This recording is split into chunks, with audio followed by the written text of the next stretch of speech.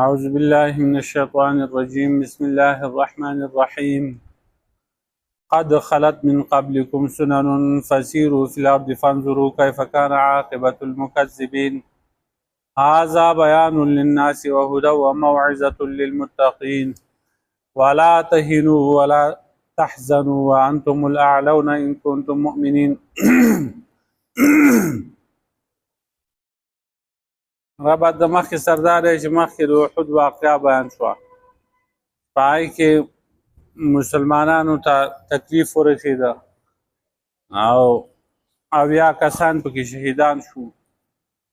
رسول الله صلی الله علیه وسلم مخ زخمی شو سر مبارک او دغه شانتې غاښونه د هغه شهیدان شو مسلمانانو ته غم او تکلیف ورسېده نو دې آیتونو کې الله پاک تسلی ورکوي دا مسلمانانو ته چې تاسو غم مه کوئ خفه کېږئ مه د دې نه مخکې ډېر واقعات تیر شوي دي تاسو وګورئ وګرځئ په ځمکه کې وګورئ چې څرنګه یو انجام د مکذبینو هغه کسان چې هغو تکذیب کو د حق دروژن کو مخکې پیغمبران راغلي دي د هغوی امتیان حواریین هغو اصحاب هغو په ملګرتیا کې جنګونه کړي دي هغو ته هم داسې تکلیفونه رسېدلي وو بعضې پیغمبران هغه شهیدان شوي دي بعضې زخمیان شوي دي مسلمانان چې د هغو ملګري وو هغو ته نقصان رسېدل دی تکلیف رسېدلی دی نو دا ناشنا خبره نه ده د دې نه مخکې هم دغسې واقعات پېښ شوي دي تاسو وګرځئ راوګرځئ معلومات وکئ کوم کسان چې هغو تکذیب کو د حق او حق یې دروژن کو نو الله رب العالمین هغوی تباه برباد کړه هغو دنیا هم خرابه شوه او آخرت هم خراب دی او هغه کسان چې هغو ته څه عارضي شکست هم میلاو شو یا هغو ته نقصان او تکلیف ورسېده زخمونه ورته ورسېده لیکن د هغوی همیشه دپاره کامیاب شو نو قد خلت من قبلکم سنن تاقې سره تیر شوي دي ستاسو نه مخکې ډېر واقعات فسیرو فی الارض پس وګرځئ په ځمکه کې فانظرو پس وګورئ کیف کان عاقبة المکذبین چې څرنګه یو انجام د دروژن کوونکو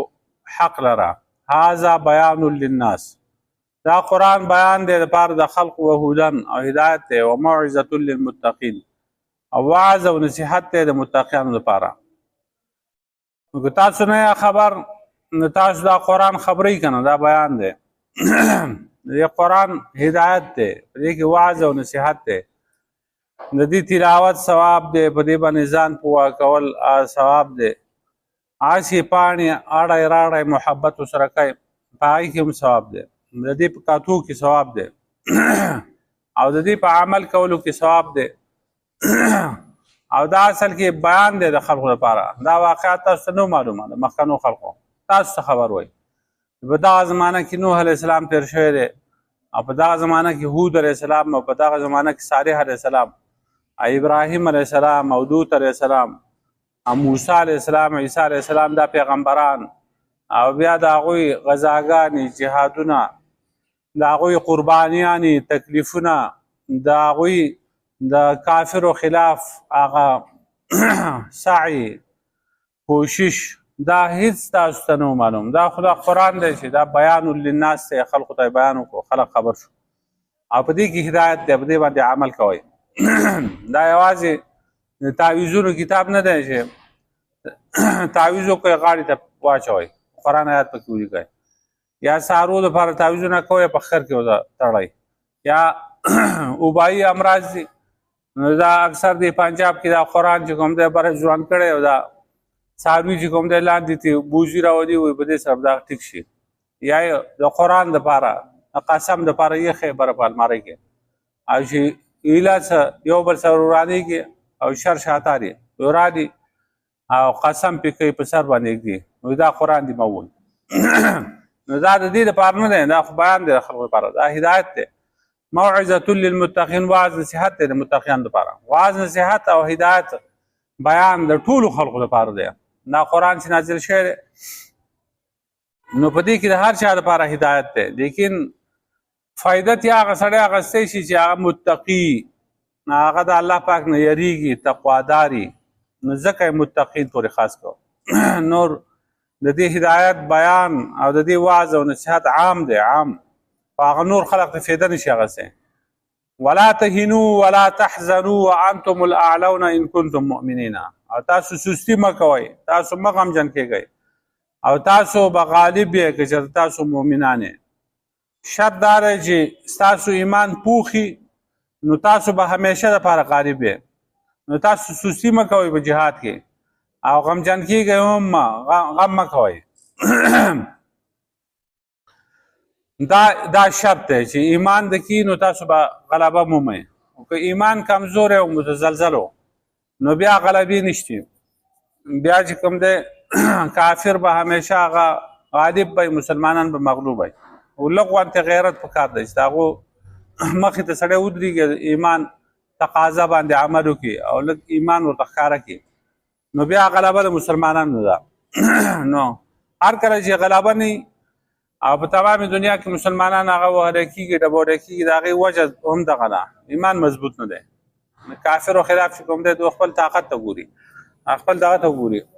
چې موږ سره طاقت شي، حالت کې د دوی دغه د کلمې طاقت دا ډېر زیات دی. نو د دې وجې نه کمزوري. ان یمسسکم قرح فقد مس القوم قرح مثله. که چېرته رسېدلی تاسو ته زخم نو په تاخیر سره رسېدلی او دا یو قوم ته کافرو ته قرح زخم مثله د دې په شان دی. په بدر کې په احد کې تاسو ته زخمونه رسېدلي، تکلیف تاسو ته رسېدلی، نو دغه شانتې په بدر کې کافرو ته هم زخمونه رسېدلي او هغو ته تکلیف رسېدلی. وتلک الایام نداولها بین الناس. دغه شپې ورځې دي چې موږ اړو راړو په مابین د خلقو کې. وليعلم الله الذين آمنوا ويتخذ منكم شهداء. او د دې لپاره چې الله په ښکاره کړي هغه کسان چې ایماندار دي او جوړ کړي ستاسو نه شهیدان. والله لا يحب الظالمين. الله پاک محبت نه کوي ظالمانو سره. که تاسو ته اوس په دې موقع باندې تکلیف ورسېده په احد کې، نو داسې ناشنا خبره خو نه ده. مخکې په بدر کې ولې کافرو ته قریشو ته تکلیف نه ورسېدلی، او یا کسان د هغو نه مردار شوي او یا کسان قیدیان شوي او بې شماره کسان زخمیان شوي، د هغو نه فدیې اخیستی شوي وي، مال ترې اخیستی شوی، دا تکلیف هغو ته هم رسېدلی و. نو دا شپې ورځې دي الله پاک اړوي په مابین د خلقو کې، نو کله د یو نمبر وي کله د بله. نو په هغه موقع باندې مسلمانانو غلبه حاصله کړه. دا ځل چې کوم دی هغه مسلمانانو ته عارضي شکست د غلطۍ د وجې نه راغی، نو هېڅ باک نشتی، دا خبره خو نه. او هرقل روم بادشاه چې ابو سفیان نه تپوس کړی په قافله کې د وتلي و، راویې غوښته وایي ستاسو په مکه کې یو سړی پیدا شوی دی، هغه د نبوت دعوه یې کړله چې زه پیغمبر یم. نو د هغه څه صفات دي؟ نو هغه وایي دا صفات یې ښه دي. زما په زړه کې راغله چې زه دروغ وایم، خو ما سره نور کسان ومه که زه دروغ وایم دا نور کسان به وایي چې ته دروغجن یې. نو و کافر، خو د هغې باوجود د دروغ نه ځان ساته. نو صفا خبرې ورته وکړې، نو چې هغه ډېر ښه سړی دی، د کونډو رنډو یتیمانو خیال ساتي، خلقو ته د نیکۍ حکم کوي او د خلقو د غریبانانو د کمزورو خلقو سره بوج پورته کوي. داسې ډېرې خبرې ورته وکړې. جنګ چې وشي ستاسو او د هغو په منځ کې، نو څه طریقه یي؟ هغه ورته زمونږ او د هغو په منځ کې چېرته جنګ وشي نو هغه د بوکي په شانتي الحرب بیننا و بینهم سجال. زمونږ د هغو په منځ کې چې کوم دی هغه جنګ د بوکي په شانتي. بوکه کله د یو سړي نمبر یې هغه ښکته کوي، ځانه پرې اوبه راوباسي، بیا د بل سړي نمبر راشي شریک کویان به پخوا خلقو به د هغې نه اوبه راویستې، نو هغه په نمبر به ورته کسان ولاړو، نو بیا هغه بل کس نمبر راشي، نو هغه بیا بوکه کته کړي، ځانه پرې اوبه راوباسي. نو کله د یو نمبر یا کله د بل، پښتو کې موږ یو کله د ابۍ نمبر یا کله د ادا. نو دغه شانتي کله د هغو جو موقع هغو فتح بیا مومي، او کله چې کوم دی هغه موږ فتح بیا مومو نو هغه ورته دا نښې چې بیان کړي دا په رښتیا پیغمبر دی پیغمبر تاسو په ایمان ول نه راوړئ هغه ورته ایمان ځکه نه راوړو چې دا نور ټول مشریان د مشرۍ د هغو سره دي د بیت الله شریف خدمت او نور کارونه حاجیان له اوبو ورکوله او میلمستیا کوله او چې چېرته ښه مکارم اخلاق و ښه اخلاق و هغو دعوه کړوه دغه د بنو هاشم چې کوم دی په هغې باندې عمل کوو اوس یو پیغمبري پاتې وه د هغې دعوه یې وکړه چې زه پیغمبر یم موږ یې نه منو د عزت د وجې نه منه وروستو بیا ابو سفیان ته الله پاک ایمان نصیب کړه د فتح مکې په موقع باندې نبي علیه السلام اعلان وکړو څوک د ابو سفیان کور ته داخل شو هغه ته امن دی بس هغه بیا د شرم نه بیا مسلمان شو نو که تاسو ته زخم رسېدلی نو دا زخمونه خو مخکې هغو ته هم رسېدل دي دا خو ورځې شپې دي الله پاک اړی راړی په مابین د خلقو کې کله د یو کس نمبري کله د بل نمبري او دا د دې دپاره دا جنګونه کېږي دا زخمونه تاسو ته رسي چې الله په ښکاره کې مؤمنان او په تاسو کې شهیدان جوړ کړي خدای په ښکاره کې الله پاک ته معلوم دی خو د نورو خلقو ته ښکاره کوي چې دا صحیح مؤمن دی او دا چې کوم دی مذبذب دی دا منافق دی د الله په لاره کې قرباني ورکولی شي جنګ کولی شي او دی نشي کولی او شهیدان ستاسو نه جوړ کړي شهید ډېره غټه مرتبه ده نبي علیه السلام وفرمایل چې جنت چې کوم دی هغه 100 منزله دی 100 چته چې سړی ورته باره ګوري نو ټوپۍ د سړي نه تاویږي نو په هغه آخري چتونو کې چې کوم دی په هغې کې به څه کسان نو پیغمبر پاک صلی الله علیه وسلم ته صحابه کرام وي دا به پیغمبران وي هغه دا پیغمبران به هم د دې نه بری وي دا به څوک وي دا به شهیدان وي شهیدانو غټې مرتبې دي او شهید چې کوم دی هغه د دنیا نه چې څوک لاړ شي نو هغه بیا واپس ته ارمان نه کوي چې د دنیا ته واپس لاړی بغیر د شهید ده هغه به ارمان کوي چې ارمان دی الله پاک پرې تپوس وکړي چې ته څه غواړې ته خپله تمنا بیان کړه هغه به وایي چې زما نور هېڅ نه غواړم چې څه نعمتونه هغه تا موږ باندې کړي دي خو زه دا غواړم چې بیا واپس ته لاړې او ستا په لاره کې وجنګېدې او شهید شوې بیا وجنګېدې بیا شهید شوې بیا وجنګېدې بیا شهید شوې دغه غواړم دی به وایي چې ارمان دی چې زما په دا بدن چې کوم دی په دنیا کې د اوسپنو په منګزو باندې منګز شوی وی شهید به وي او زه غوښې شوی وی ځکه چې دی د هغې هغه ثوابونه چې دي هلته چې وویني نو حیران به پاتې شي دا خو ثواب د دې شهادت په وجه باندې دی شهادت دومره غټ شی دی نو جنتونو ته به الله پاک بوځي او جنت چې کوم دی هغه معمولي شی خو دی نبي علیه السلام فرمایي که دغه د حورو په سر باندې چې کومه لوپاټه ده هغه دنیا ته ښکاره شوه دا ټوله دنیا به رڼا شي رڼا پړق به وکړي او خوشبویي به شي په ټوله دنیا کې دغسې جنتونه الله پاک نو ویتخذ منکم شهدا ستاسو نه شهیدان جوړ کړي الله پاک خلقو ته ښکاره کړي الله پاک ظالمان نه خوښوي نو خلقو ته الله پاک ښکاره کوي نو یوازې په دعوه باندې کار نه کېږي مولانا روم چې کوم دی هغه عجیبه واقعات مثنوي کې ذکر کړ دي نو یو واقعه دا ذکر کړل ده چې لیلا چې کوم دی هغه په هغې باندې مجنون عاشق و او دا نبي علیه السلام په زمانه کې هم وو د هغې نه مخکې وو مشران کسانو په طایف کې وو دا او بیا د نبي علیه السلام په زمانه کې هم وو لیلا او مجنون هم طایف لیدلی طایف سره نږدې ځای دی نو په دغه کې هغه یو سړی راغی نو د لیلا ته وویل چې زه وږی یم ښه سوره هغه سړی و مضبوطه نو څه په کار دي د خوراک څښاک په کار دي هغه وی ښه وی زه مجنون یم مجنونه هغه ولګېده پی ورله ورکړه غوښه خوراک دا یې ورله ورکړه نو سبا له بیا راغی نو بیا وی وږی یم خوراک څه شی راکړه زه مجنون په تا باندې مین یم هغې ورله بیا څه دا ورکړه چې یو څو ورځې دا وکتل نو مجنون خو دغه شی نه وي لکه دا دی چې دی هغه خوراک څښاک نه کوي نو پیاله یې ورله ورکړه په دې کې زما وینه په کار ده پی خو تا وڅښل خو اوس وینه مې په کار ده هغه پیاله ورته واپس ولېږله وی هغه پیالې وینې والا هغه مجنون چې دی که نه زه نه یم زه د پی والا مجنون یم او مجنون چې هغه اصل عاشق و هغه ته پیاله ولېږله دا وینه هغه د دې ټول بدن د وینه وویسته او غوښه په کار ده د کوم ځای غوښه په کار ده چې درکړم دله یا به شوي یا به نه شوي خو مولانا روم چې کوم دی دا واقعات د عبرت لپاره اکثر فرضي واقعات هم د مصنفین ذکر کوي دغه شانتیا کس په کار دی چې الله پاک ته ښکاره کړي دي خلقو ته چې دا کاره سړی دی دی قرباني ورکولی شي او یو د پویو مجنون دی د پویو مجنونان هغه دغسې هغه وایي زما پوی په کار دی د وینو والا زه نه یم وینه به هغه بل دی او وینه چې ورکوي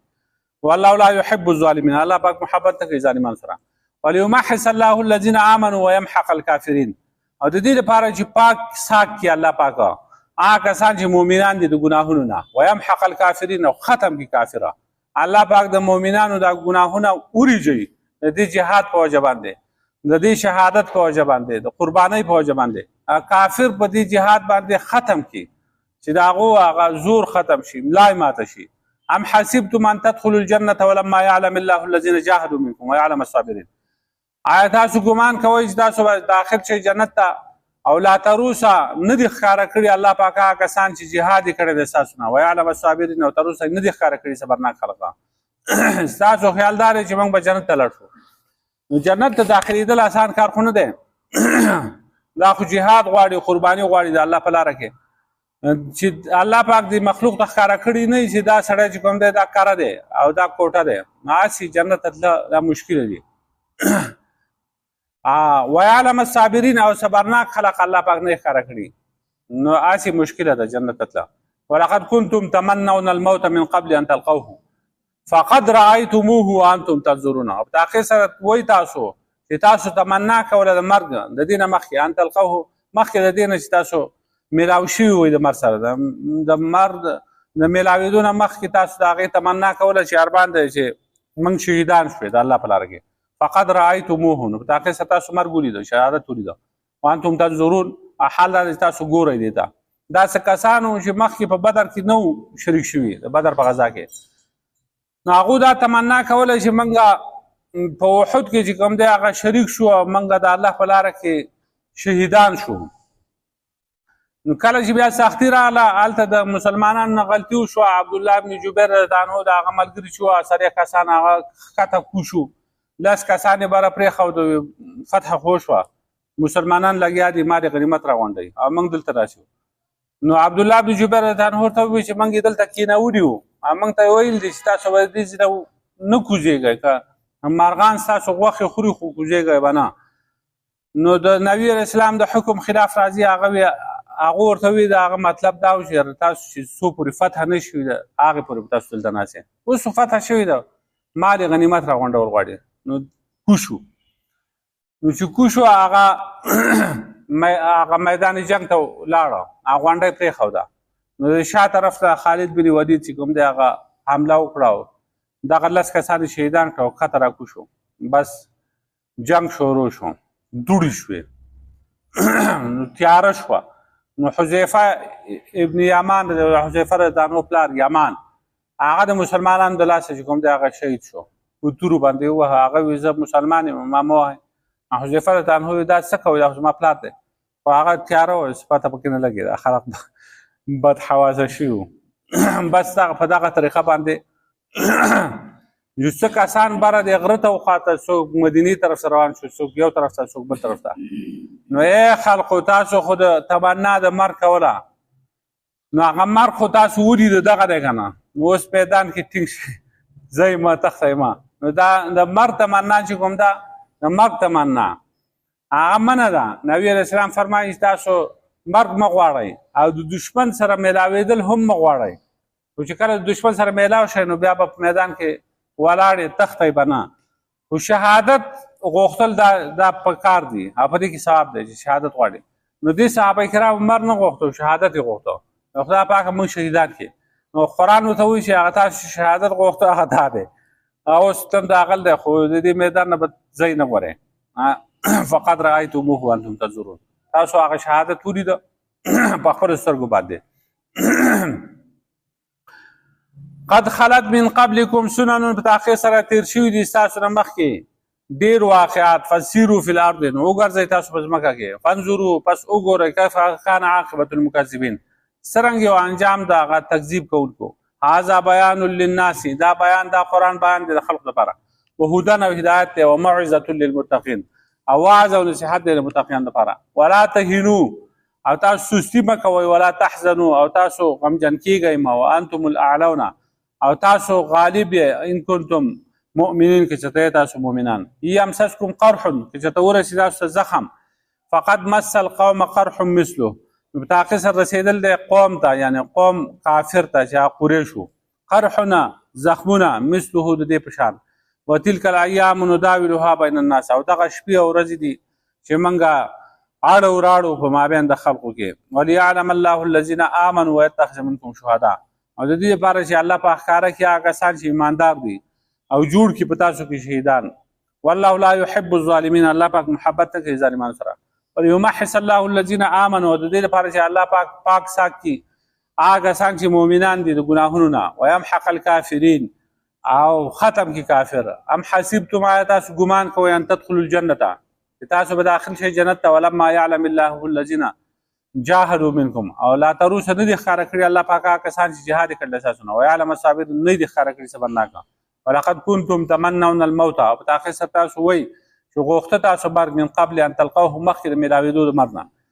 فقد رأيتموه په تاخیر سره تاسو مرګ ولیدو، وانتم تنظرون حل تاسو ته ګورئ. ربنا ظلمنا انفسنا